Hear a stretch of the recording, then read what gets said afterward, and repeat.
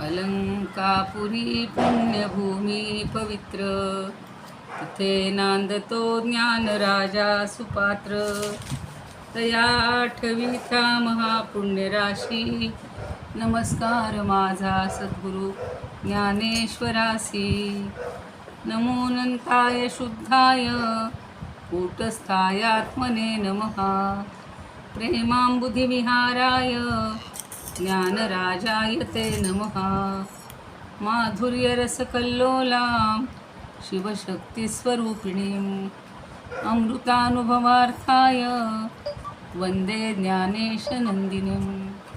ज्ञानदेव गुरु ज्ञानदेव तारू, उतरिल पैल पारू ज्ञानदेव.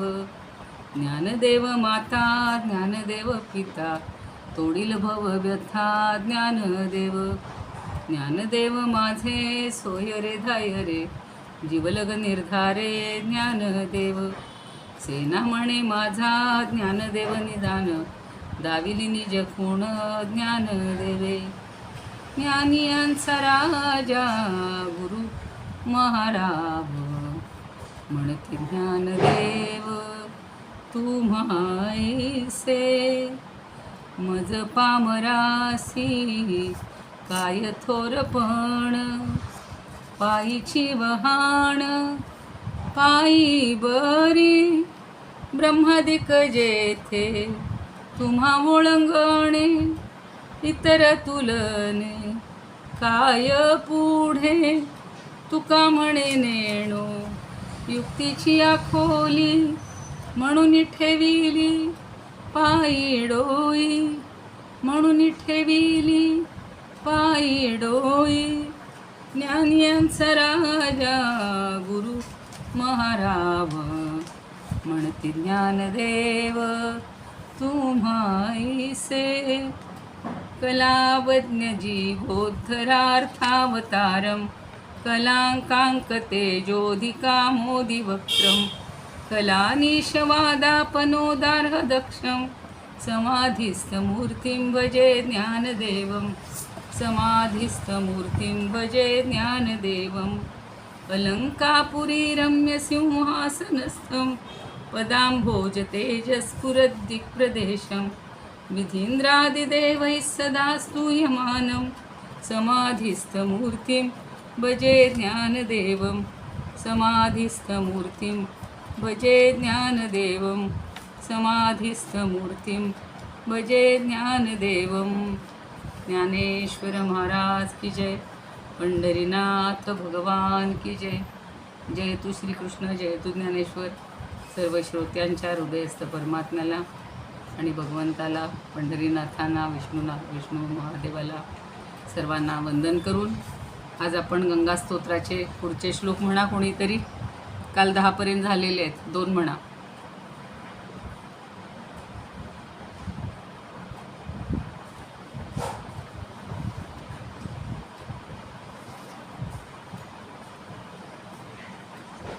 वरमिह नीरेक मठो मीन, किंवा तीरे सरट क्षीण. अथ गव्यूतौ श्वपचोदीन, न पुनर्दूरे नृपति कुलीनः. भो भुवनेश्वरि पुण्ये धन्ये, देवित्रवमयि मुनिवरकन्ये. गंगास्तवमिममलं नित्यं, पठति नरो यः स जयति सत्यं. येषां हृदये गंगा भक्तिस्, तेषां भवति सदा सुखमुक्तिः. मधुर मनोहर पंचटिकाभि, परमानंद कलित ललिताभि. गंगा स्तोत्रमिदं भवसारं, वाञ्छितफलदं विदितमुदारं. शंकर सेवक शंकर रचितं, पठतु च विषयिदमिति समाप्तम्. इथं म्हणले पठतु सुखीस्तव. ठीक आहे. गंगा पुन्हा पहिली ओळ म्हणायची. देवी सुरेश्वरी भगवती गंगे, त्रिभुवन तारिणी तरल तरंगे. शंकर मौली निवासिनी विमले, मम मतिरोत्तांतव पद कमले. छान. काल आपण 20 पर्यंत अध्याय घेतले होते ना, आज 21वा घ्यायचा आहे अधिक मासाचा.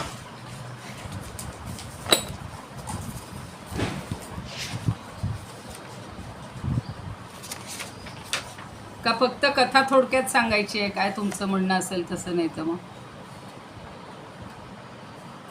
जसं हा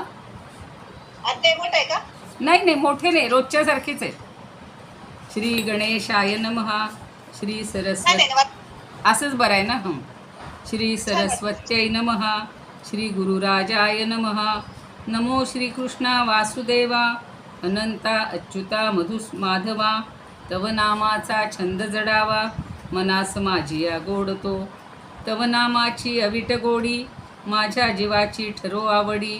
नामस्मरणे घडो तातडी, आत्मोद्धारा कारणे. कृपा कटाक्षे मला पहावे, लेकरा परी प्रतिपाळावे. लळे माझे तू पुरवावे, माय बाप होऊनी. जरी न अंगी असे पात्रता, अवघड कार्य करू जाता. तुझसी स्मरता अनंता, होय सहज सुलभते. हा विश्वास धरून मी तव नाम घेऊनी. प्रारंभ केला आहे लेखनी, ते तू नेई पूर्णत्वा. लक्ष्मीनारायण संवाद छान, सांगे अधिक महात्म्य जाण. जयाचे सश्रद्धे करिता श्रवण, तुटती बंध पापांचे. ब्राह्मण सेवेचे काय फळ, दाने दिली जरी पुष्कळ. तरी पदरी त्याचे फळ, काय पडे निवेदावे. प्रश्न ऐकून लक्ष्मीचा, बोले राणा वैकुंठीचा. हाची विषय पुढील कथेचा, श्रवणी सादर होईजे. विराट देशी एकनगर, विशाल पवित्र आणि सुंदर. नामतयाचे असे माहुर, क्षेत्र आदिशक्तीचे. माहुर नाम कानी पडता, सहज आठवे रेणुका माता. ऋषी जमदग्नीची कांता, जननी परशुरामाची. माता माहुर गडाची, मनोरथे पूर्वी भक्तांची. ती मूर्ती कारुण्याची, जगत्त्रयी पूजनीय. क्षेत्र माहुर पवित्र स्थान, अनसूयेचे तेथे ठाण. जिका पतिव्रता महान, कीर्तीची त्रिलोकी. याच माहुर क्षेत्रात अनेक ऋषी राहतात. जपतप ध्यान करतात, साक्षी माता रेणुका. तर आमचं जाणं राहिले बरं का रेणुकेला. ऐशा पवित्र माहुर ग्रामात, एक मनुष्य होता राहत. तो धार्मिक भगवत भक्त, सेवा करी विप्रांची. विप्रसेवा नित्य करी, ब्राह्मणांचे चरणधुरी चुरी. स्नानपद प्रक्षालना सत्वरी, उष्णोदक देतसे. उगाळनु देई तो चंदन, करे तेल मालिश जाण. माळा फुलांच्या गुंफोन, खाली विप्रकंठात. सगळे विप्रांची सेवा करायचा. जैसा तत्पर विप्रसेवेस, तसाच अतिथी स्वागतास. विनुख न पाठवी कोणास, दारातून कधीही. पत्नी त्याची पतिव्रता, न उल्लंघे आज्ञा करिता. पतिधर्म पाळून निष्ठा धरी मानसी धर्माची. तीही नित्यानित्य विप्रस्त्रियांची सेवा करीत. हवी वस्तुत्वरे पुरवित, मान सन्मान ती राखी. उभयता ते दोघे जण, तत्पर विप्र सेवेत जाण. पुण्य ठेवती जोडून, नांदत होते संसारी. खेदन मानित मनात, नित्य करीती सेवाव्रत. सदैव उल्लसित चित्त, परिगर्व नसे तया. धन असोनिया पदरी, जो कदान गर्व करी. तोच जाणा अंश ईश्वरी, ऐसे विवेकी म्हणतात. विद्या शोभते विनयाने, धन असूनही लीनतेने. शक्ती असून जो मस्तीने, न वागे तो उत्तम. धर्मकार्या धन वेचिले, स्मरण याचेही ना धरिले. एक हातीचे दुजाना कळे, ऐसे दान करावे. परस्त्रीन देखे डोळा, परनिंदेस मुखा राहिला. आत्मस्तुतीनं ऐके भला, तोच असे उत्तम.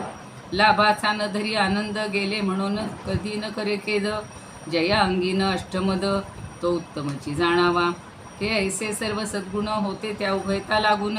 निष्काम कर्मयोगी जाण, जैसे दोघे गीतेचे.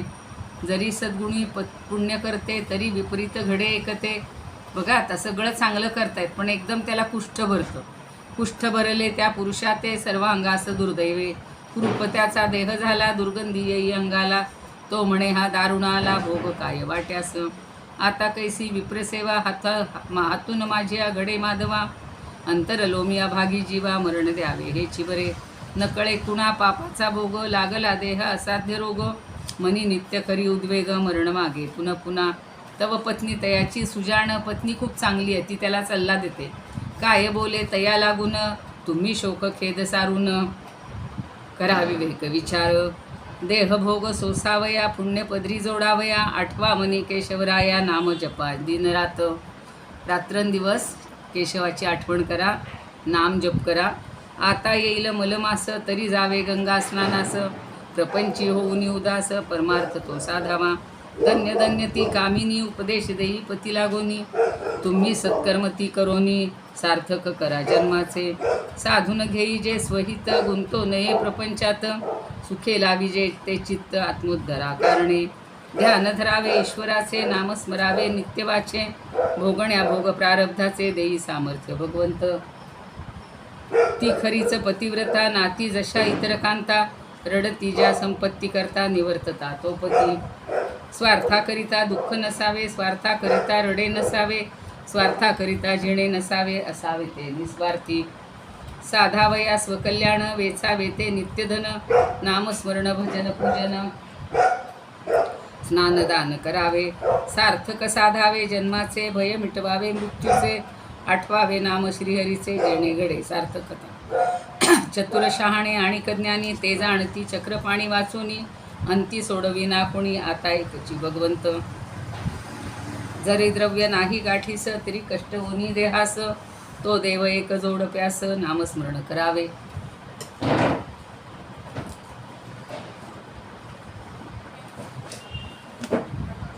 रिकामी बडबड करू नये, नामस्मरण चुकू नये. रिकामा क्षण दौडू नये, एका नामा वाचोनी.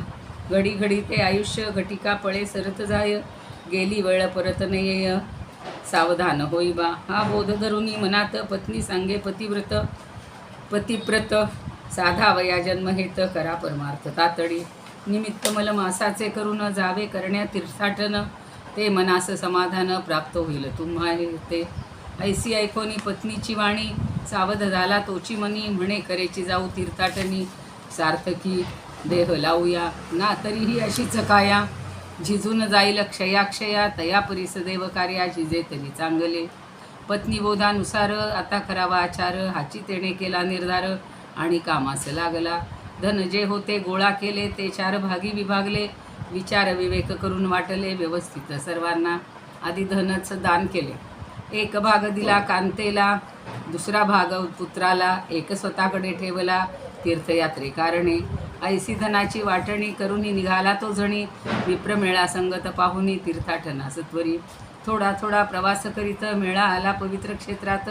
वास्तव्य केले त्या स्थानात, 1 मास वरिते. तो नेमका पुरुषोत्तम मास, जनजाती पवित्र स्नानास. आई बिचारा या समयास, जाता झाला गंगेस. आधीच गंगा पाप हरिणी, त्यात ती मलमास पर्वणी. जे पुण्य विप्रसेवा करूनी, जोडले होते गाठीस. फळा आले तेची पुण्य, तया घडे गंगा स्नान. घडे ब्राह्मण दर्शन पान, घडे चरण तीर्थाचे. स्नान करावे ते गंगेचे, मानस पूजन ब्राह्मणांचे. नाममुखी ते भगवंताचे, दिनक्रम ऐसा चालेला. एके दिनी अवचित ज्ञात झाली एक गोष्ट. जैसे जैसे स्नान घडतं, तैसी काया पालटे. गंगेचं किती पावित्र्य आहे बघा. त्याचं ते कुष्ठरोग कमी व्हायला लागला. व्याधी हळूहळू सरू लागली, दुर्गंधी ही कमी झाली. चिन्हे अंगीची निमाली, आरोग्यता लाभत असे. एक एक दिस जाती, तशी उजळे अंगकांती. पापे धुवनिया जाती, नित्य गंगोदकाने. जैसा सरू आला मास, व्याधी गेली ती लयास. कुष्ठ शोधुनी अंगास, तिळबरे न सापडे. कणभर सुद्धा तिळ राहिलं नाही कुष्ठ. आरोग्यता देहा आली, नैराश्य काजळी फिटली. सद्भाग्याची पहाट फुटली, तन मन उल्लसित. ही येता अनुभव प्रचिती, हर्षन समाये पोटी. उल्हासे करी भगवत भक्ती, वरी विप्र सेवा ही. नित्य घडले गंगा स्नान, तेणे झाले पापक्षालन. चरण तीर्थ औषध छान, क्षणी व्याधी निवारिली. पूर्ण होताच 1 मास, आरोग्यता लाभली खास. तो विचार करी उद्यापनास, येथेची आता करावे. मग शेवटचे ते दिनी, पवित्र गंगा स्नान करोनी. विप्रा भगवंत मानोनी, पाचारिले भोजनास. धनगाठीचे खर्च केले, नाना पदार्थ ते आणले. मिष्टान्न भोजन अर्पिले, संकल्पित ब्राह्मणा. वरी केले विप्रपूजन, कांस्य पात्री अपूपदान. ताम्रदीप तबकी ठेवून, अर्पितसे भूदेवा. अन्न वस्त्र दान दक्षिणा, अर्पिली ती ब्राह्मणा. मानोनी त्या जनार्दना, भावभक्ती प्रेमाने. मलमासे करी उद्यापन, आशीर्वाद ते बहु घेऊन. अंतरी स्मरून तो नारायण, केली सांगता व्रताची. मग निश्चय करुणी मानसी, सुखे राही तया ठायासी. रोज करी गंगा स्नानासी, आणि हरी स्मरणाते. ऐसे पुण्य ते जोडता, पाप जळाले सर्वथा.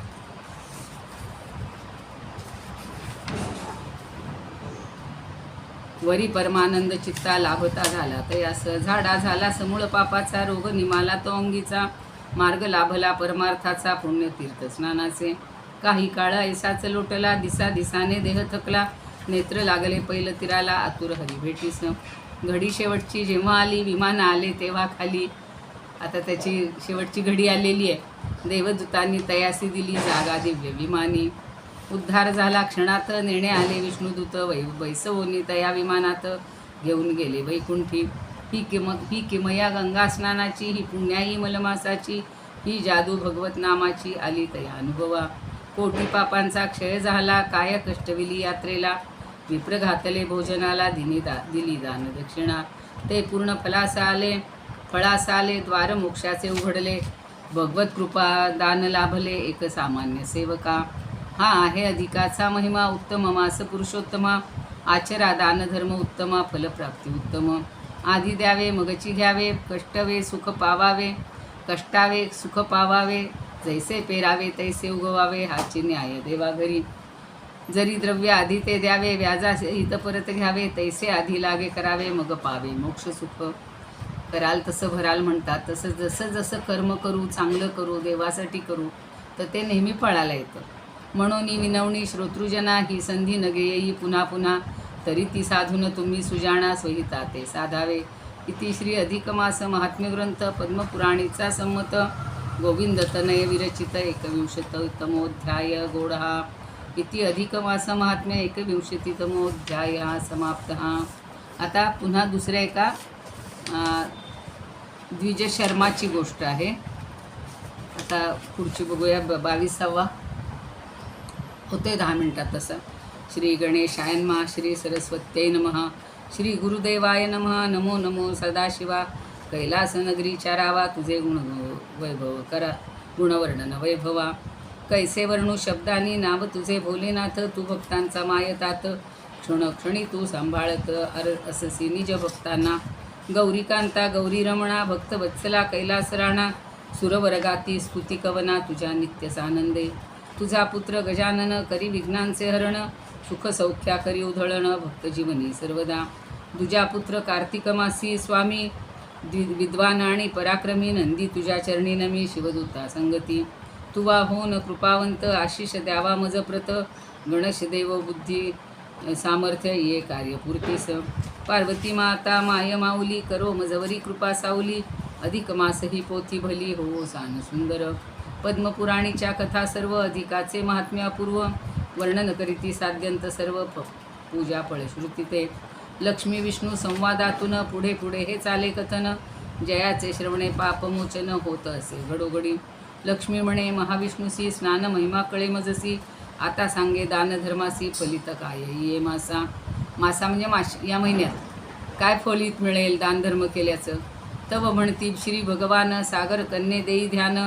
सागर कन्याने ही गंगा म्हणून तू ध्यान दे म्हणतात. कोणते दान कोणते पुण्य श्रवण करीते आता शक्तीनुसार दान, जे ब्राह्मणासी देती सुवर्ण, तयासे मी कृपा करून हनन करी दारिद्र्य. तयान धरी दरिद्रता, तयान धरी कमतरता, तया धनाची कधी चिंता, मी न पडू देतसे. करू जाता रौप्यदान, संतुष्ट होती शिवभगवान, पार्वती सहित तया लागून देती आशिष मंगल. मोती अर्पता लाभे मुक्ती, पोवळे देता मिळे मुक्ती, मोती पोवळ्याची फलश्रुती, ऐसी लाभे दानार्थ. आता मोती अर्पण केले तर मुक्ती लाभते, पोवळं दिलं तरी पण मुक्ती लाभते. आणि मग त्याची फलश्रुती ऐका. तो कस्य अथवा ताम्रपात्र, कस्य म्हणजे कांस्यपत्र म्हणायचं असेल त्यांना, कांस्याची वाटी किंवा पात्र द्यावं असं नेहमी म्हणतात, जावयांना पण द्यावं. आणि ताम्रपात्र म्हणजे तांब्याचं. दानदेई विप्राप्रत, स्तोत्र सदाशिव पार्वती सहित, सांब सदाशिव पार्वती सहित, प्रसन्न होई त्यावरी. वस्त्रदान विप्रास होता, प्रसन्न होते चंद्रदेवता. प्रत्येक देवता कशी प्रसन्न होते ते सांगितले. वस्त्र दिले तर चंद्र प्रसन्न होतो. सर्वश्रेष्ठ अन्नदान करिता, सर्वेश्वर संतोषे. करू जाता उदकदान, तेणे संतोषे देवतावरून, कृपा वर्षाव त्यावरी करून, करी अन्न वृत्ती ते. सर्वश्रेष्ठ ते अन्नदान, तयास आहे तृप्ती जाण, अन्नमय ते जीव प्राण, अन्नग्रहणे संतोषे. भुकेल्यासी अन्न देई जो, तृषार्थाला पाणी देई जो, अंगावरी वस्त्र घाली जो, तो पावतो स्वर्गसुख. मनुष्य प्राणी मेल्यावरी ऊर्ध्वभागी गमन करी, ऊर्ध्वमार्गी गमन करी, तयासी त्या मार्गावरी यातना होती अपार.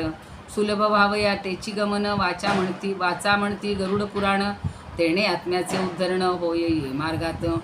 आता गरुड पुराण हे नंतर कोणीतरी गेल्यावर वाचतं, पण यांचं म्हणणं आहे की तुम्ही आत्ताही वाचायला हरकत नाही. आपण येथे जे अर्पावे ते यास तेथे पावे, म्हणून अन्न पाणी द्यावे घास काढून तयाचा. तूप विप्रास दान देता, संतुष्ट होई सूर्यदेवता, ज्ञान प्रकाश आरोग्यता प्राप्त होय त्या जीवा. तुपाचं दान करायला सोपं आहे. पात्रभरी तिळ अर्पिता, सुखावती त्या पितृदेवता, संतुष्ट होय शनिदेवता, अंती लाभे कैलास. तिळाचे दान करा. ब्राह्मणास देता पाणी, ताम्रपात्री ते भरोनी, वरुण देवता ती तुष्ट न नेई वरुण लोकास. गरजू गरीब सुशील जे दाम्पत्य कुणी असेल, त्यासी जो वस्त्र देईल तो जातसे कैलासा. सप्तधान्य अर्पिता द्विजा, तेणे घडे ऋषीवर पूजा, संतोषोनी देती मनुजा अनेक शुभाशिष ते. अधिक मासी दीपदान, दीपदानाचं तर महत्त्व आहेच. अनरसेही 33 जण अर्पिता ब्राह्मणाला गुण, संतोषे श्रीहरी सदा. हे असे अनेक दान प्रकार अर्पिणेन होई मासभर, तयाने 5 पर्वण्या थोर किमान त्या साधाव्या. 5 पर्वण्या सांगितल्या होत्या, द्वादशी, एकादशी, द्वादशी, 2 पौर्णिमा आणि अमावस्या. तेही शक्य नसे जयास, तयाने करे 1 दिवस, शक्य ते दान ब्राह्मणास देऊन पुण्य जोडावे. अधिक मासाच्या दानात जे का गोदान असे श्रेष्ठ, तयाची एक सांगतो गोष्ट ध्यान देऊन ऐकावी. तर गोदानाचं महत्त्व सांगताय. पूर्वी दक्षिण प्रांतात महिस्मृती नगर श्रेष्ठ होते, एक पहा विख्यात कथा तेथील. त्या नगरीचा भूपती सद्गुणी धार्मिकती, पुत्रवत पाळे प्रजेपती राजधर्मास पाळोनी. चतुर्वर्णीय लोक समस्त स्वधर्मे असती नित्यरत, जो तो आपले कर्म अत्यंत श्रद्धापूर्वक करीत असे. त्या ग्रामीचा एक ब्राह्मण नाव तये द्विजशर्मा जाण. मग अशी सांगितले ना, द्विजशर्माची गोष्ट आहे. तो सच्छील आणि विद्वान, शास्त्र नियम पाळीत असे.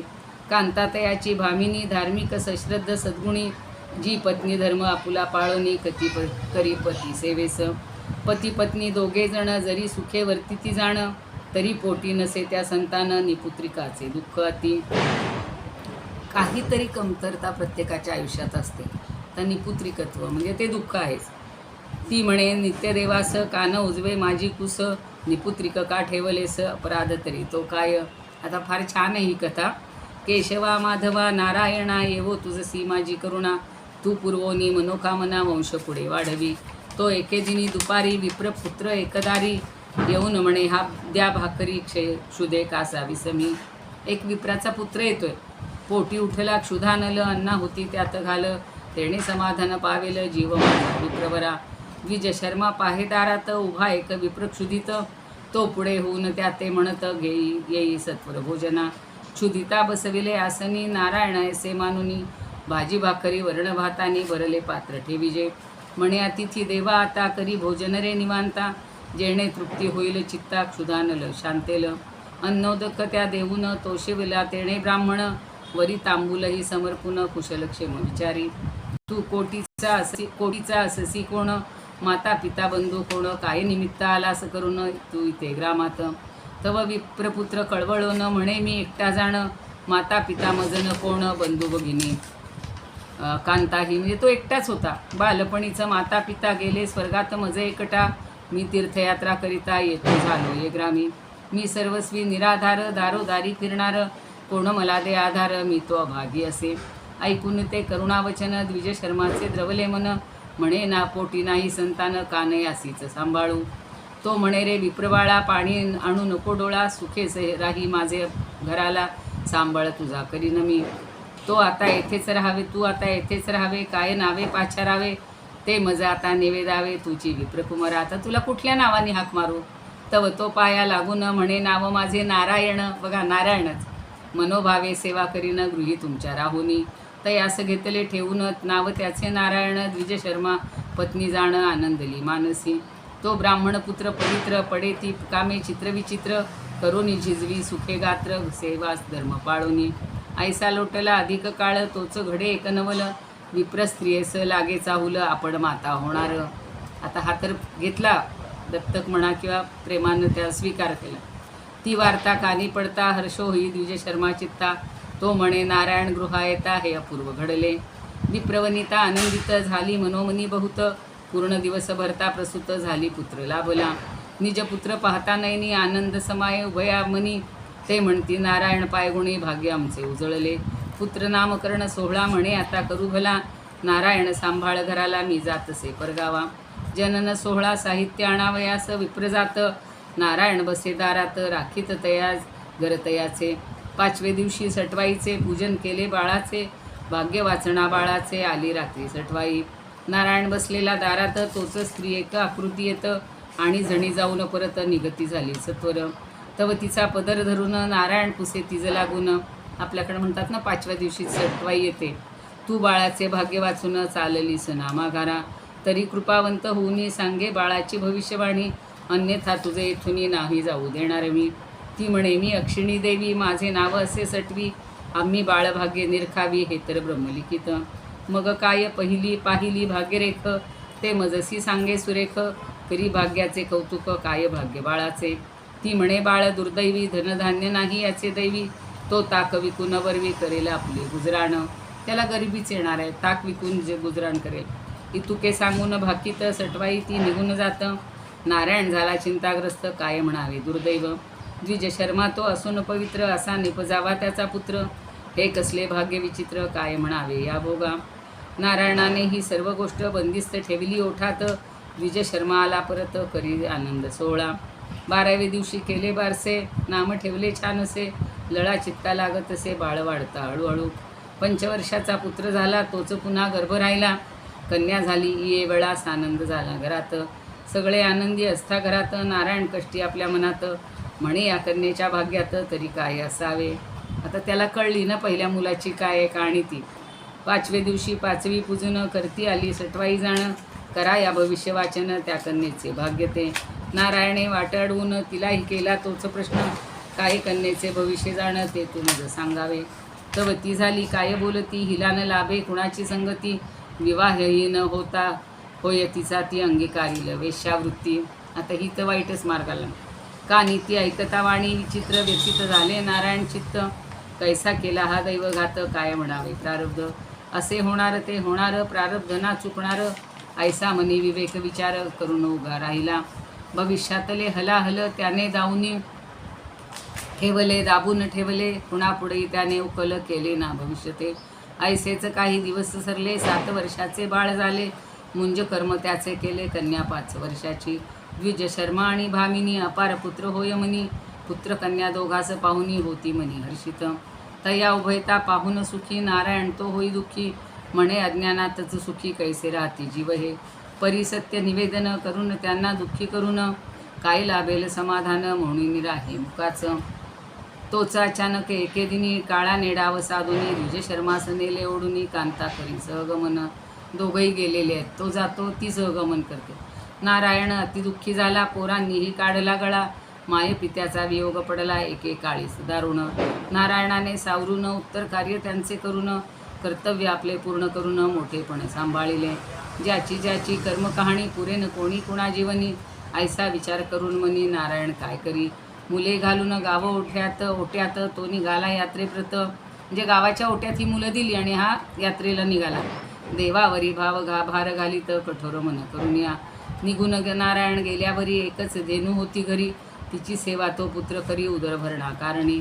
दूध गाईचे विरजावे त्याचेच दही लावावे, सांगितलं होतं ना भाकीत, तो ताक विकून राहील म्हणून. त्याचेच दही लावावे, दह्याचे ताक बनवावे आणि विके बाजारी. त्यामधून जो मिळे पैसा तो वेचून वस्तू जिनसा, आणून उदरभरणा पैसा करीत असे तो पुत्र. विप्रकन्या ती कुमारी, त्याचंच असे सुंदर भारी, एके दिनी तिज नदीवरी एक गणिके पाहिले. कापट्टे भाव मनी धरून, प्रेमे तिला जवळ घेऊन, गणिके विचारपूस करून लोभती सदाविला. कन्या भुलली प्रलोभना, दुस्संगत लागली मना, विवेकाचे बानवरेना झाली सर्वस्वी अंकित. गणिकेने संधी साधून लुटून नेले कन्याधन, बसविले बाजारी नेऊन कार्यभाग साधला. तिला वाईट मार्गाला लावलं बघा. तव एक म्हातारी भेटली, सत्य वार्ता तिने कथिली, बहीण ती वाम मार्गा गेली, दुःख भावा अंतरी.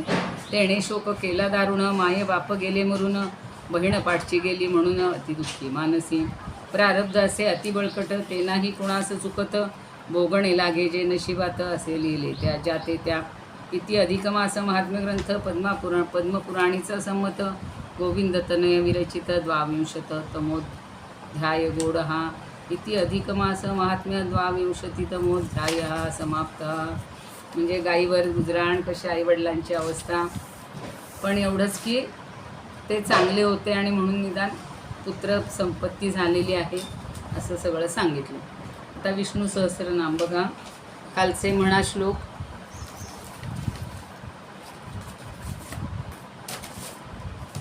काल 29 झाला होता ना.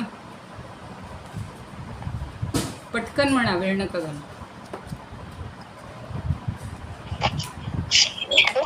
हा म्हणा म्हणा, लगेच म्हणा. हा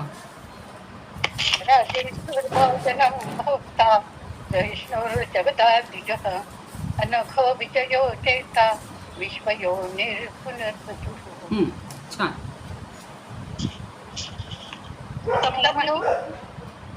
पुढचा म्हणू का? त्याच्या आधीचा म्हणायचा होता ना, पुढचा शिकवायचंय ना आज. लोकाध्यक्ष म्हणायचं. हा आधीचा म्हणा.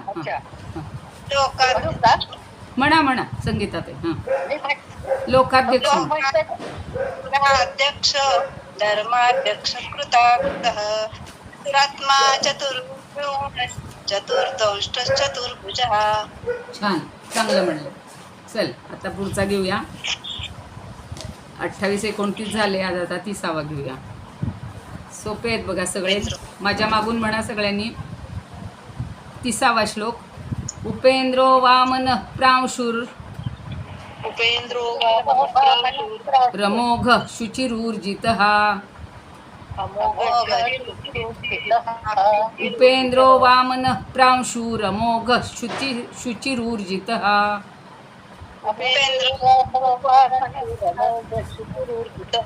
अतीत संग्रह सर्गो धृतात्मा नियमो यमः.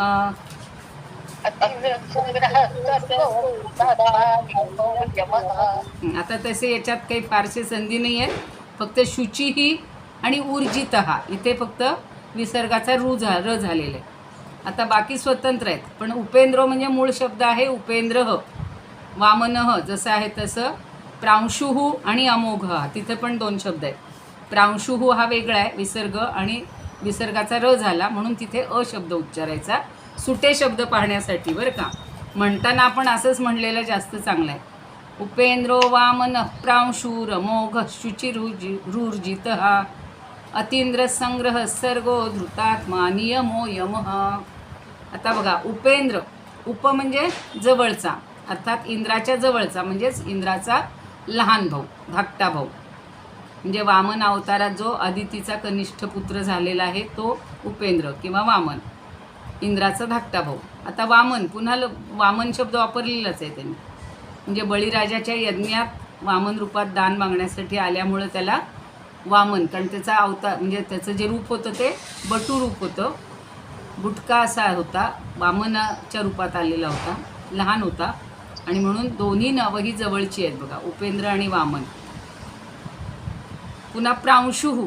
प्रांशुः म्हणजे काय, तर हे सगळं बळीचे, आता कालच परवाचा पण याच्यामध्ये पण कथा ऐकलेलीच आहे तुकाराम गाथेमध्ये, आणि त्यामुळे आपल्याला हा प्रसंग सगळा माहिती आहे की बळीराजा जेव्हा यज्ञामध्ये दान करायला तयार होतो वामन अवतारात आलेल्या विष्णूला, आणि त्यामुळे त्यांनी 3 फक्त पावलं मागितलेली आहेत. बाकी तुला इतकं देऊ का सगळं म्हणलेलं असतं, पण फक्त म्हणून त्यांनी म्हणले प्रांशुः. प्रांशुः म्हणजे बळीच्या यज्ञात 3 पावले मोजताना जो उंच झाला. मुळात तो वामन असतो, पण आता त्याची उंची वाढली. किती वाढली, पर स्वर्गापर्यंत पोचलेली होती. आणि अमोघ. अमोघ म्हणजे ज्याचं कोणतंही कर्म व्यर्थ, जसं अमोघ बाण म्हणतात, ज्याचा बाण वाया जात नाही, व्यर्थ जात नाही, तसं आता कुठलंच कर्म ज्याचं व्यर्थ जात नाही असा अमोघ. अमोघ शब्द जरा मुलांचे नाव ठेवतात बघा, अमोघ ठेवतात, आमोद ठेवतात. तर अमोघ म्हणजे ज्याची कार्य सगळी यशस्वी होतात, व्यर्थ जात ते. शुचीही, शुची शब्द आपल्याला माहिती आहे सगळ्यांना, अत्यंत पवित्र. आणि ऊर्जितः. ऊर्जितः ऊ दुसरा आहे. ऊर्जित म्हणजे सामर्थ्य किंवा बल किंवा ऐश्वर, म्हणजेच उन्नतीनं युक्त असणारा किंवा सामर्थ्यानं युक्त, बलाने युक्त, सगळ्यांनी युक्त असणारा तो ऊर्जित, आपण म्हणतो ना, आता त्याला ऊर्जितावस्था आली. म्हणजे पहिली जर काही अगदी खाली आपल्या भाषेत हल्लीच्या मराठीत डाऊन झालेली परिस्थिती एकदम वर आली की ऊर्जितावस्था म्हणतात. पण ऊर्जित हा शब्द खूप चांगला आहे, म्हणजे उंचावलेला, सामर्थ्य वाढलेला. आणि अतींद्र, अतींद्र म्हणजे काय? इंद्र हा शब्द त्यात आहे, अति अधिक इंद्र, त्याचा झाला दीर्घती, म्हणजे इंद्रापेक्षा सुद्धा अति असलेला, वरचढ असलेला. किंवा कशाच्या बाबतीत? ज्ञान आणि ऐश्वर्याच्या बाबतीत इंद्रापेक्षा सुद्धा तो वरचढ आहे. आता आपण कालच्याच कथेत पाहिलेलं आहे की भगवंत इंद्राला आता सरळ करतात. इंद्र नेहमी स्वाभिमानी जास्त असतो, अहंकारी असतो आणि तो त्याचा कमी असतो, म्हणजे त्याला ते दुसऱ्याचा वरचढपणात सहन होत नाही. पण इथे मात्र विष्णू हा सर्वश्रेष्ठ आहे, इंद्रापेक्षा वरचढ आहे. त्यामुळं लहानशा कृष्णापुढेही त्याला नतमस्तक व्हावं लागलं, कारण कृष्ण हा विष्णूचा अवतार आहे. पुढं संग्रह. संग्रह म्हणजे काय? संग्रह करणारा. आता आपण तर घरात इतका संग्रह करतो, आता माझ्याकडे पुस्तकांचा संग्रह, की दिसलं की पुस्तक घ्यावंसंच वाटतं. लोकांना कपड्याचा, भांड्याचा, वस्तूंचा इतका संग्रह असतो. पण हा कसा आहे? प्रलय काळी सगळ्यांचा संग्रह आपल्या ठिकाणी करून ठेवतो, कारण पुन्हा जेव्हा उत्पत्ती करायची तेव्हा त्याच सगळ्या वस्तू पुन्हा व्यक्त करायच्या असतात. आत्ता त्याचा संवार होतो सगळ्याचा. तर प्रलय काळामध्ये सगळ्याचा संग्रह करून ठेवणारा. तसं आपल्याला काही प्रलय काळी किंवा आपल्या मृत्यूच्या वेळी संग्रह करून ठेवून उपयोग नाही आहे, कारण आपल्याकडे पुन्हा ती ताकद नाही की पुन्हा आपण निर्माण होऊ आणि त्या वस्तू वापरू. पण भगवंताला सगळी सृष्टी निर्माण करायची आहे आणि म्हणून तो संग्रह करून ठेवतो. म्हणून संग्रह हे त्याचं नाव आहे. आता जर आपण एखाद्या मुलाचं नाव संग्रह ठेवलं तर लोक म्हणतील हा काय वेडेपणा, संग्रह कशाला नाव ठेवायचं? पण ते भगवंताचं नाव आहे, त्यामुळे ठेवायला हरकत नाही. पुढे सर्ग. सर्ग म्हणजे सृष्टीची निर्मिती, म्हणजे ज्याचा संग्रह झालेला आहे तर पुन्हा सृष्टीची निर्मिती करण्यास कारणीभूत असणार आहे. सर्ग म्हणजे उत्पत्ती. पुढं आहे धृतात्मा. धृतात्मा, धृत म्हणजे ठेवलेलं. त्यानं काय ठेवलेलं आहे? स्वतःला किंवा आत्म्याला सगळ्या विकारांपासून दूर ठेवलेलं आहे, वेगळं ठेवलेलं आहे. म्हणून धृत आत्मा.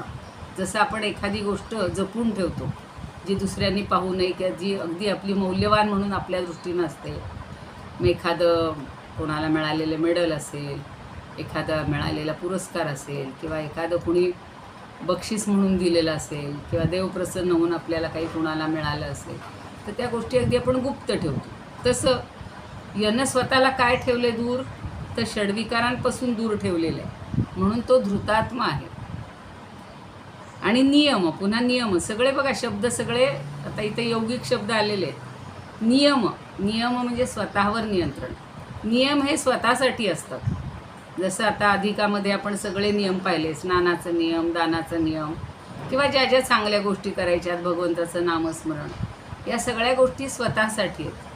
म्हणून योगामध्ये सांगितलेले आहेत बघा, नियम 5 आहेत. शौच, संतोष, तपस्वाध्याय, ईश्वर प्रणिधानानी नियमा, असे 5 नियम सांगितलेले. शौच म्हणजे स्वतःसाठीच असतं, पावित्र्य. संतोष, आपल्या स्वतःसाठीच संतोष उपयोगी असतो. तप, जे काही तप कराल, जी कुठलीच भगवंताच्यासाठी कराल ते. स्वाध्याय, अध्ययनसुद्धा आपल्या स्वतःसाठी असतं, त्याचा इतरांना होतो उपयोग. पण तपस्वाध्याय आणि ईश्वर प्रणिधान, ईश्वराच्या ठिकाणी आपली बुद्धी ठेवणं. तर हे सगळे नियम, पण तो स्वतःच नियम आहे. आपल्याला हे सगळे करावे लागतात, पण तो स्वतःच नियम आहे, तो त्यानं घालून दिलेले नियम आहेत सगळे. आणि शेवटचा आहे यम. आता यम म्हणजे नियंत्रणच ठेवायचं आहे, पण आपल्या अंतःकरणातल्या वृत्तींवरच नियंत्रण ठेवायचं आहे, पण त्याचा उपयोग समाजासाठी असतो. म्हणून योगामध्ये जे यमनियम सांगितलेत ते आपल्याला समजून घेण्यासाठी आहेत. आणि कसे आहेत? अहिंसा, सत्य, अस्तेय, ब्रह्मचर्य, अपरिग्रह, असे जे आपण यम पाहतो ते. आवाज गेलाय का? काही येतोय आवाज? हां, नाही कारण तो, हा नाही, फोन आला आणि माझा हेच गेला होता, पूर्ण स्क्रीनच दिसत नव्हता म्हणून म्हणलं आवाज गेलाय का. तर बघा, यम म्हणजे अंतःकरणात राहून सगळ्या वृत्तींचं नियंत्रण करणं.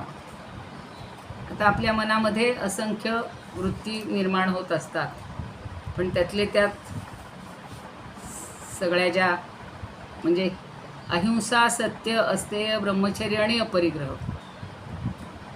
याचा स्वीकार म्हणजे यम आहे. पण त्याच्या विरुद्ध त्या सगळ्या वृत्ती आहेत, म्हणजे हिंसा करणं, असत्य बोलणं, सगळ्याचा संग्रह करणं, त्याच्यानंतर अब्रह्मचर्य म्हणजे सगळं नियमाच्या विरुद्ध किंवा अनियंत्रित असं वागणं. ते त्या सगळ्या वृत्ती आहेत किंवा मनामध्ये कुणाबद्दल द्वेष येणं, मनामध्ये कुणाबद्दल चांगल्या वृत्ती. पण या सगळ्या वृत्तींचं नियमन करणारा तो यम, म्हणून त्याला साक्षात यम म्हटलं, त्याला साक्षात नियम म्हटले. सगळे सोपे आहेत तसे. तुम्हाला कोणत्या आपल्या सुमिता ते एखाद्या शब्दाबद्दल बोलायचं असेल तर बोला. सांगते. सांगा तुमच्यावर. पहिला सांगू का? हो, चालेल चालेल, सांगा. हिरण्याक्षादी राक्षसास सहिष्णू मारी सहज तो विष्णू हिरण्यकश्यपू तदप्राता स्मरून वामन कथा सांगतसे. छान. हिरण्यकश्यपूचा पुत्र प्रल्हाद नामी भक्तराज त्याचा विरोचन पुत्र त्याचा पुत्र बली तो. बरोबर. त्याचा करण्या उद्धार विष्णू होई उपेंद्र तोच हा वामन अवतार इंद्राचा अनुज तो. छान, सुंदर, सगळं घेतलं त्यांनी त्यात. म्हणजे आजचं माझं दुपारच्या व्याख्यानासाठी हा श्लोक उपयोगी आहे खरं. आता ऐन वेळेला घालता येतोय का बघू, आठवला तर. छान आहे पुस्तक, ते करीन प्रयत्न. बरं, पुढचा एक घेऊया का आता ह्याचं एक घेऊया, अमृतानुभवचं. मला वाटतं आज एकच पुरे. अमृतानुभव घ्यायला हरकत हां, मला वाटतं अमृतानुभवच घ्यावा, म्हणजे खंड नको कशात पडायला. चालेल. प्रांशूर काय सांगितलं ताई? प्रांशू. त्याच्यात नाही. प्रांशूर काय सांगितलं? प्रांशू म्हणजे बळीच्या यज्ञात 3 पावलं मोजताना एकदम तो उंच झाला ना. अच्छा. हा, तर मोजमाप करताना उंच झालेला. प्रकर्षेण अंशू असा असेल. अंशूचा अर्थ खरं किरण असतो, पण इथं त्यांनी उंच झालेला असा दिलेला आहे. किंवा तुमच्या याच्यात वाचता येईल प्रांशूचा, त्या म्हणतायत तर. कशाचं? प्रांशूचं आपल्या ह्याच्यातलं वाचा, त्या पुस्तकातलं बघा, सापडते का? हो हो, आता पान. हा, ते तसंच होतं, नाही तर माझ्याकडेही आहे. पण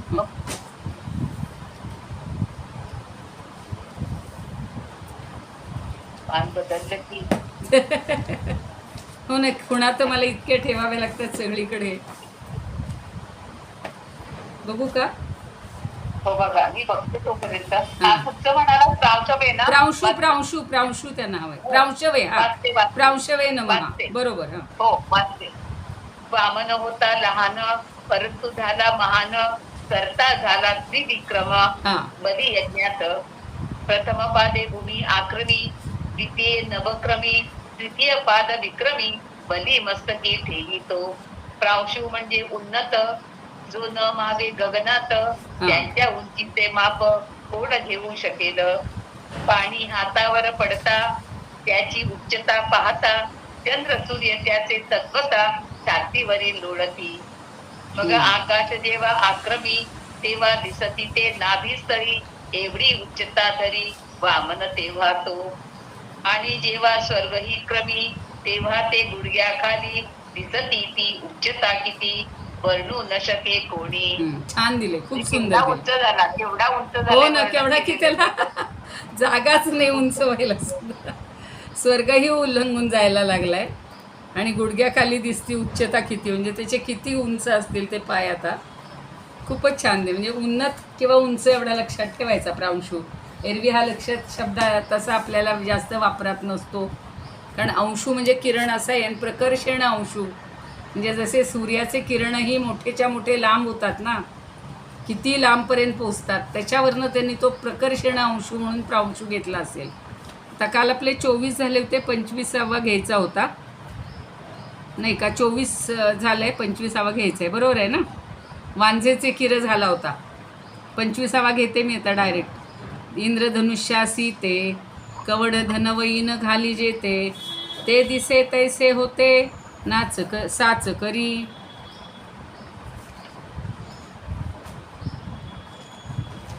काल थोडासा पाहिला होते, सुरुवात केली होती आपण पाहायला फक्त. आता इंद्रधनुष्य आणि धनुष्य या दोघांमधली त्यांनी तुलना केलेली आहे. धनवई म्हणजे धनुर्धर असा शब्द आहे त्याचा, 25व्याचा तेवढाच एक शब्द त्यांनी सांगितला आहे. हे इंद्रधनुष्या सीते, आता सीते शब्द का घेतला माहिती नाही, बघूया. सीते म्हणजे दिसते असा अर्थ घेतला आहे त्याने. इंद्रधनुष्या सीते कवण धनवई न घाली जेते, तर धनवईचा अर्थ तेवढा लक्षात ठेवा. धनवई म्हणजे धनुर्धर. कसे शब्द वापरलेत ना, न घाली जेते, ते दिसे तैसे होते साच जरी, साच म्हणजे खरे. आता इंद्रधनुष्य जर दिसतं तसंच जर ते खरं असतं तर कोणत्या धनुर्धराने एवढ्या सुंदर धनुष्याला प्रत्यंच्या चढवली नसती. किती सुंदर कल्पना केली बघा. कवण धनवई न घाली जेते, ते तैसे दिसे होते साच जरी. तर हा भाग आधी घ्यायचा. ते तैसे दिसे होते साच जरी, ते तैसे साच जरी दिसते असं जरी म्हणलं असतं तरी दिसे, तरी कवण धनवई न घाली जेते हे वाक्य पुढं घ्यायचं. म्हणजे कोणत्या धनुर्धरानं त्याच्यावर प्रत्यंच्या चढवली नसती किंवा ते धनुष्य म्हणून वापरलं नसतं. पण काल परवा ते सांगत होते का, पण आणि परंतु दोन शब्द मध्ये येतात. तसं पण म्हणजे काय, पण ते खरं नाही. पण जर खरं असतं तर धनुर्धराने त्याला धनुष्य म्हणून स्वीकारलं असतं आणि त्याच्यावर प्रत्यंच्या चढवली असती. पण हे इंद्रधनुष्य खरं असतं का? हो, नसतं. 2-3 हे चांगले घेतलेले आहेत त्यांनी आता दृष्टांत. इंद्रधनुष्य जसं दिसतं तसं जर खरंच असतं तर कोणत्या धनुर्धरानं एवढ्या सुंदर धनुष्याला प्रत्यंच्या चढवली नसती. मग प्रत्येक जण भांडला असता, आम्हाला हे धनुष्य पाहिजे, की त्याच्यावरनं वादविवाद झाले असते. फार त्याच्यात हे नाही आहे का म्हणजे काय म्हणायचं, वर्णन करण्यासारखं नाही आहे, कल्पनाच केलेली आहे ज्ञानदेवांनी छान. तशीच अजून एक कल्पना आहे, ती वाचून पाहूया. पुढची ओवी पण तशी चांगली आहे, फक्त वाचून ठेवूया आपण. अगस्तीची या कवतुका पुरती जरी मृगतृष्णिका, तरी मार देतो तर का अविद्येसी. आणि दुसरं अगस्ती ऋषींचा उल्लेख केलेला आहे की अगस्तीच्या कवतुका. आता कौतुक हा शब्द आपल्याला माहिती आहे की अगस्तींच्या लीलेला किंवा त्यांच्या कौतुकाला काय आहे. त्यांनी काय केलं, सगळा समुद्र एका आपल्या म्हणजे ह्याच्यामध्ये घेऊन प्राशन केलेला होता, ओंजळीमध्ये. म्हणून त्यांनी म्हणले की पुरती जरी मृगतृष्णिका. आता त्यांच्या त्या हातामध्ये घेतलेल्या समुद्रामुळं म्हणजे त्या जलामुळं मृगतृष्णिका म्हणजे जी आपल्याला मृगतृष्णा म्हणजे म्हणतो, मृगजळ, तृष्णिका म्हणजे जळ, तर ती तहान जर भागली असती तरी मार देतो तर्का अविद्येसी. जर असं जर झालं असतं की अगस्ती ऋषींनी संपूर्ण समुद्र पिऊन टाकण्याचं कौतुक करून दाखवलं, पण त्या अगस्ती ऋषींच्या कौतुकाला जर मृगजळ योग्य झालं तर काय होईल, तर तर्कानं अविद्या नाहीशी करता येईल. असे त्या भर्तृहरीनं छान छान कल्पना केलेल्या आहेत की जर असं झालं तर. तसं ह्या सगळ्या जरतरच्या गोष्टी आहेत. इंद्रधनुष्य जर खरं असतं तर एखाद्या धनुर्धरानं ते प्रत्यंचेवर चढवलं असतं. जर अगस्तींनी समुद्र प्राशन केला, त्याचं कौतुक खरं जर करून दाखवलं म्हणजे त्यांचं कौतुक खरं आहे. पण अगस्ती ऋषींच्या कौतुकाला जर मृगजळ योग्य ठरलं, आता मृगजळही जर पिऊन टाकायला लागले तर तशा अर्थी म्हणायचे, तर मृगजळ जर योग्य झालं तर तर्कानं अविद्या नाहीशी करता आली असती. पण अविद्या अशी तर्काने नाहीशी करता येत नाही किंवा शब्दांनी नाहीशी करता येत नाही, म्हणजे तर्क करून नाहीशी करता येत नाही, शब्दांनी आपण करतो प्रयत्न की अविद्या नष्ट करण्याचा. तर त्याचं संस्कृत बघूया आणि मग उद्या विद्या त्याचं आपण जास्त पाहू डिटेलमध्ये. म्हणून ही नाशा नाही, काल वंदेचं झालेलं आहे. पुढचा 25. दृश्यमानं शक्रधनुर् यदि सत्यं तथास्ति च को वा धनुर्धरस्तस्मिन् न करोति गुणार्पणम. जर इंद्रधनुष्य खरं असतं तर कुणी बरं या एखाद्या धनुर्धरानं त्याला चढवलं नसतं आपल्या ह्याच्यावर धनुर्धर. गुण म्हणजे दोरीवर का, इथं गुणार्पण म्हणजे आपण जे गुण म्हणतो ते नाही घ्यायचे. प्रत्यंच्या म्हणजे ती जी धनुष्याची प्रत्यंच्या दोरी असते त्याला प्रत्यंच्या शब्द वापरलेले, ते त्याला ज्या असं पण म्हणतात. तर त्याच्यावर कुणी बरं ताणलं नसतं आपलं हे बाण किंवा ती प्रत्यंच्यावर कुणी ठेवलं नसतं, धनुष्य ताणलं नसतं असं म्हटलेलं आहे. आणि पुढचं जे आत्ता अगस्तींचं आहे तो पण वाचून टाकते. यद्यगस्तिस्तृषायास्तु पूर्णतास्यान्मृगांभसा विनाशयेत तदा विद्याम तर्कज्ञ शब्दभाग. म्हणजे अगस्तींनी जे आपल्या ओंजळीमध्ये पाणी घेऊन सगळं समुद्र पिऊन टाकलेलं होता, मग त्यांच्या त्या जलानी जर मृगतृष्णा भागली असती तर तर्काने अविद्येचा नाश झाला असता. जर तर पण मृगतृष्णा काही अशी अगस्तींना हातामध्ये धरता येणार नाही. त्यांनी समुद्र सगळा हातामध्ये घेतलेला होता आणि जलप्राशन केलेलं होतं, पण मृगतृष्णिका खरी आहे का, नाही आहे. तसाच तर्काने काही अविद्या पूर्ण हे करता येणार नाही, नष्ट करता येणार नाही. शेवटी अविद्या आणि ज्ञान किंवा आत्मज्ञान याच्यावरच सगळी ही इमारत आता या अमृतानुभवची उभी आहे. तर नभा माझी जे का भासेल टीकेच होते जरी साच इंद्रधनू. नभामध्ये जर खरंच असतं इंद्रधनू तर काय झालं असतं, तरी तया लागी चढवाया दोरी कोण धनुर्धारी मागे येता. मग कोण बरं आला असता धनुर्धरी. एकाच मने सागर संपूर्ण टाकीला पिऊन अगस्तीने परितया लागी मिथ्या मृगजळ जरी घोटवेल कौतुकेती. तसं त्यांना जर मृगजळ एका ह्याच्यात आचमनात घेता आलं असतं तर तरी अविद्येचा करावया नाश सामर्थ्य शब्दास म्हणे ये पा. तर मग त्यांच्या ठिकाणी ते सामर्थ्य असतं तर अविद्येचा नाश तर्काने करता आला असता असं म्हटले. आपण थोडे घाईत घेतोय आता, पुन्हा आपण वाटलंच तर इतर ग्रंथांचा किंवा इतर यांचा अधिक अभ्यास करूयात. आता प्रार्थना म्हणू आणि आरती म्हणून थांबूया. म्हणा इदम उपकर्तुम कोणीतरी म्हणा.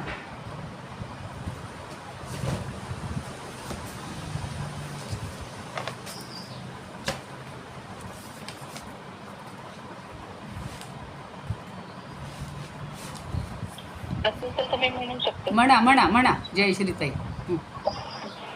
इदमुपकर्तुं भुवनमण्डलं समुदितमिव भास्करं सादरं वन्दे ज्ञानेश्वरं सादरं वन्दे ज्ञानेश्वरं. त्रिभुवनमाता भगवद्गीता लोकमङ्गला लोकविश्रुता लोकहितं सन्ततं ध्यायता येन ज्ञानेश्वरी विरचिता. श्रुत्वा प्राकृतगिरं सादरं वन्दे ज्ञानेश्वरं. गीताशास्त्रं वाम्बुधिकल्पं नवन्तदीयं वयक्वचाल्पं विषयविपदां प्राप्त्यनमनल्पं भाग्यज्ञेन च येन भूषितं. सरस्वती मन्दिरं दादरं वन्दे ज्ञानेश्वरं.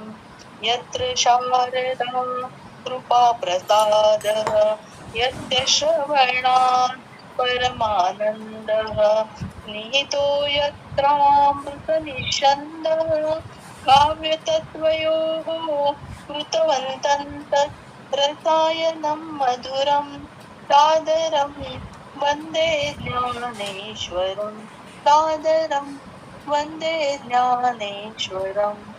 छान म्हणले, छान. आता कृष्णाची घेऊया आरती. ओवाळू आरती मदन गोपाळा, श्याम सुंदर गळा वैजयंती माळा. ओवाळू आरती मदन गोपाळा, चरण कमल ज्याचे अति सुकुमार. ध्वज वज्रांकुश ब्रिदाचे तोडर, नाभी कमल ज्याचे ब्रह्म याचे स्थान. हृदयी पदक शोभे श्रीवत्स लांछन, मुख कमल पाहता सूर्याची या कोटी. वेधले मानस हारपली दृष्टी, जडित मुकुट ज्याचा दे दीप्यमान. तेणे तेजे कोंदले अवघे त्रिभुवन, एका जनार्दनी देखियले रूप. रूप पाहता झाले अवघेत द्रूप. ओवाळू आरती मदन गोपाळा, श्याम सुंदर गळा वैजयंती माळा. ओवाळू आरती मदन गोपाळा. जय देव जय देव जय पुरुषोत्तमा, अधिक मास श्रेष्ठ अगाध तो महिमा. जय देव जय देव. येतो त्रयवर्षांनी हा अधिक मास, सेवाव्रत वैकल्ये करिता ती खास. लाभे उपासका ते पुण्य पदरास, पुरुषोत्तम मासाचा महिमा विशेष. जय देव जय देव जय पुरुषोत्तमा. स्नानदान पूजा जप तप ते ध्यान, अवश्य ये मासी करी उपोषण. मौन भोजन दीप अपूप ते दान, देता भक्तांवरी तोषी भगवान. जय देव जय देव जय पुरुषोत्तमा. नारायण मानुनिया ब्राह्मण पूजावा, देऊन भोजन वस्त्रा तोची सुखवावा. तुलसी दल वाहुनिया केशव वंदावा, अधिक महात्म्य ग्रंथ प्रेमे वाचावा. चला आपल्याला हे तर पुण्य मिळते. धूपदीप लावूनी गावी ती आरती, माधव पूजा करिता लाभे संपत्ती. पापे जाती लयासी पुण्य येई हाती, गोविंद तनय घाले चरणासी मिठी. जय देव जय देव जय पुरुषोत्तमा. अधिक मास श्रेष्ठ अगाध तो महिमा. जय देव जय देव. चला ही सेवा भगवंताच्या चरणी, पांडुरंगाच्या चरणी, ज्ञानदेवांच्या चरणी, सर्व संतांच्या चरणी आणि आपल्या सर्वांच्या म्हणजे आत्मरूप परमात्म्याच्या ठिकाणी अर्पण करूया. आणि उद्या पण शक्यतो 11 वाजताच घेऊ. काही बदल असेल तर मी कळवते, बदल नसेल तर 11ची वेळ आता सगळ्यांनी लक्षात ठेवा. पण आजही कमी लोकच आलेत, म्हणजे पुन्हा दुपारी काही जण येणार किंवा संध्याकाळी बघणार. काल जे निघून जातात ना त्यांना कळत नाही, असं होतंय ते. चला थांबूया मग.